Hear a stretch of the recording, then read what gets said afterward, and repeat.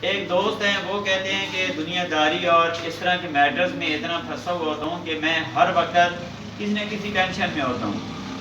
لازمی بات ہے کہ آئے روز دنیا کی مصروفیت اور دنیا کے معاملات اور یہ حالات واقعات چل رہے ہوتے ہیں۔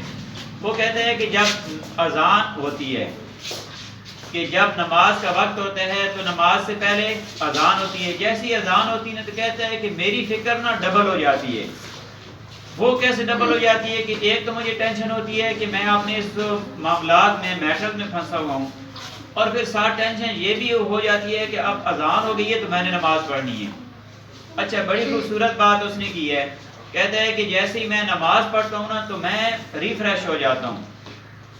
تو چند منٹ کے لیے، تھوڑے سے وقت کے لیے جب میں مسجد جاتا ہوں، نماز پڑھتا ہوں تو میں فریش ہو جاتا ہوں۔ مجھے ایسے لگتا ہے کہ میں کسی بہت زیادہ جھنجھٹ سے نکل کے سکون والی جگہ پہ آ گیا ہوں۔ پھر کہتے ہیں کہ پھر اسی طرح جب دنیا کے معاملات میں دوبارہ پھنس جاتے ہیں، دوبارہ کسی نہ کسی ٹینشن میں ہوتے ہیں، تو پھر اذان کا وقت ہو جاتا ہے۔ جب اذان ہوتی ہے تو پھر ایک تھوڑی سی گھبراہٹ اضافی بھی ساتھ ہونے لگتی ہے کہ اذان ہو گئی ہے تو نماز پڑھنی ہے۔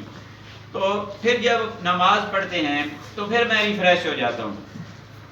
آپ دیکھیں نا کہ اب اس کی بات آپ غور سے اگر سنیں کہ وہ کتنی ایک اچھی مثال جو ہے وہ ہمارے سامنے رکھ رہا ہے کہ اذان ہوتی ہے، نماز ہوتی ہے۔ اب ایک تو یہ اللہ کا فریضہ ہے، آپ صلی اللہ علیہ وسلم کا حکم ہے، ہم یہ پورا کر رہے ہیں۔